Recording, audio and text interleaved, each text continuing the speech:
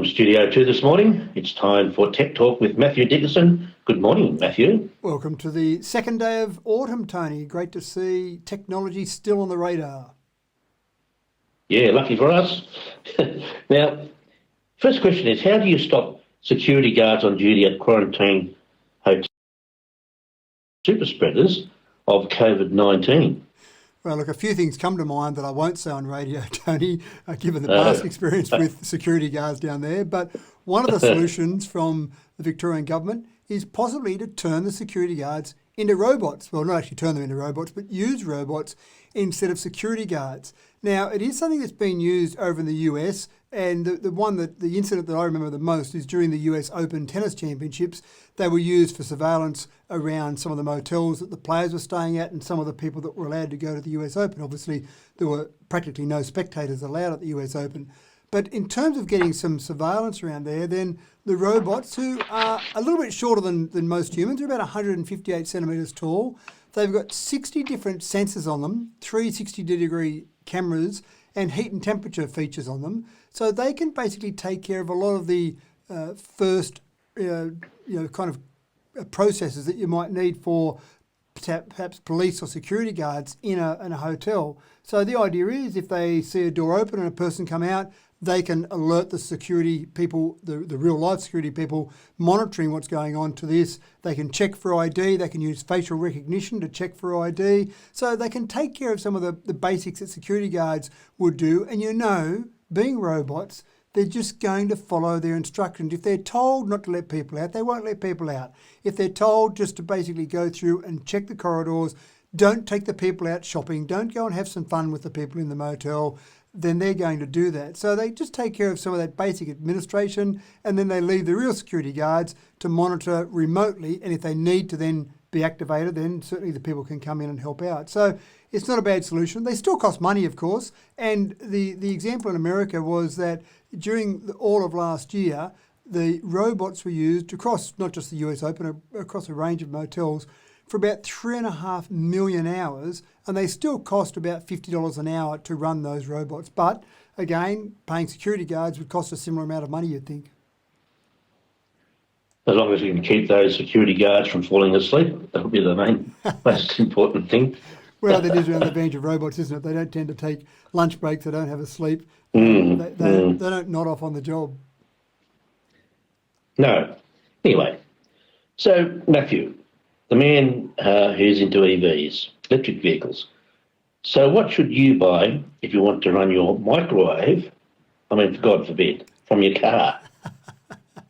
It's not something that springs to mind every day, but Hyundai's got a range of Ioniq cars, and they've just announced a new Ioniq 5 EV. So they've got some Ioniq cars in the market now, and they're quite reasonable.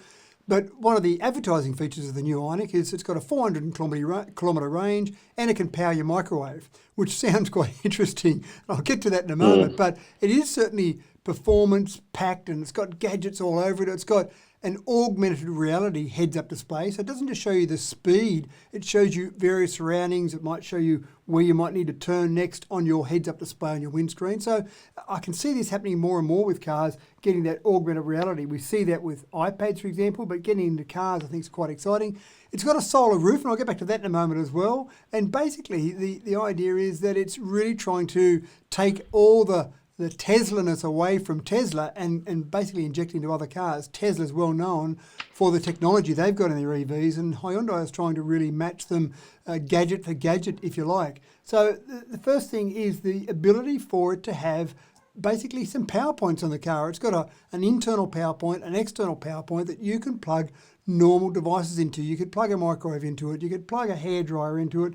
You could plug those devices because, let's face it, one of the features of an EV is that it's just a big battery. And that big battery can produce voltage through an inverter if you need to run various devices. So you could take it out camping, you could take it on the road and use it while you're out there, as long as you've got enough charge in your battery, obviously. I don't know how much of your range would be used up for every, say, minute of your microwave that you might use, but it's certainly something there that's a feature. The other thing that I get asked often, Tony, is about solar panels. Lots of people say to me, why don't you put solar panels on the roofs of electric vehicles? Surely that would make sense. And my standard answer is that you just don't get enough surface area. You think about someone's roof that might have solar panels. I know I've got a 10 kilowatt system on my roof, but it's made up of about 52 solar panels to produce 10 kilowatts of power. So when you think about the little roof on a car, you're not really able to generate much because it's just not enough surface area. But in this particular model, they think they've got solar panels down to a cheap enough price that they can still put them on the roof of the car and at least gives you back a little bit. Now, what they're claiming is that on average, if you had the car outside and you drove it around outside, you might generate about 1,300 kilometres of range over an entire year. So again, it's not going to replace plugging it in. It's not going to replace having some solar panels at your home, but it adds just that little bit. And obviously that's 1,300 kilometres you don't have to get off the grid if you do it that way. So it's an interesting concept. And I think once one company starts it, whether or not it's actually that useful, other companies will start to follow. Their charging system is quite exciting. It can charge at both a 400 volt and 800 volt system, which is the world first to have two chargers like that. And that means that you can go from 10% of charge to 80% of charge in 18 minutes, or you can add 100 kilometres of charge in 5 minutes. So if you're on a trip and you need to just top up a little bit, then sure, you can plug in and just get that little bit of charge quite quickly. So it's quite exciting. It's good to see other companies coming out with lots of gadgets, lots of features, and the charging up, I think, is a feature that people will be pretty excited about. I'd say the solar panel idea has got a long way to go, Matthew. It has got a long way to go, but look, it's a starting point. And again, I still wouldn't rush out and put a solar panel on my car for that little bit of range, but if it came with it, sure, no problems with that. Well, our next question gets to motorcycles. Polaris and Zero Motorcycles are officially in collaboration. So what's the first product we might expect to see as a result of that, do you think? Well, it had to be electric because Zero Motorcycles are all electric. And with Polaris, very popular in farm-type vehicles. So the first vehicle that they've produced out of this collaboration is a side-by-side. Now, side-by-side's the old idea of a quad bike. When I was younger, they were called quad bikes, but they've kind of grown up a bit now. And quad bikes, as we know, can be quite dangerous and lots of farm accidents with quad bikes. So they've introduced side-by-sides, which basically is a much larger quad bike, but it's got a seat side-by-side and a roll cage on it. So they're much safer than a quad bike and quite popular around farms now. So this is the first product that we're going to see from Polaris and Zero with this particular collaboration. So it'll essentially be a Polaris. There are lots of Polaris side-by-sides out there now and they're being used day by day. And so this will be basically a battery-powered version of their what's called their Ranger. We don't have details yet on exactly how big the battery is, the range of it, but again, on a farm, it's probably not that important to have huge range. It's not like you're going to get in the side-by-side and drive from Wellington to Sydney. You're basically running around the farm and you're probably back over near the shed or back at the house where you can plug in quite conveniently. So range probably isn't that big an issue. Again, it will be safer because the battery pack will be down low. So that means the possibility of rolling this, which is low anyway, the side-by-side is even lower. So I think it'll actually be quite popular in the farming environment because you've got that flexibility, you've got the torque available there so you can pull some of those large loads. You might be able to load it up, throw on a trailer, that sort of thing.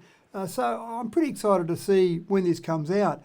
After we see this, we'll see some other vehicles come out from this collaboration. Snowmobiles is one of the ones that Polaris has been talking up. They haven't got a model yet coming out with that, but snowmobiles are quite big for Polaris. So having a electric snowmobile is quite an interesting one. Not something that we'll use a lot around here, Tony, of course, but more and more vehicles are starting to go this electric way, which is exciting for the whole world. Yes, I must say the Polaris vehicles, they're not so great for the stock roundup kind of thing that would replace those more the motorcycle types. But I guess as time goes on, they'll make improvements and have them for different purposes. And it's all to do with over time they look at improving things and fitting into the markets. Yeah, look, I remember when I was young, I used to go out to friends' places and we'd ride motorbikes around to round up cattle or sheep.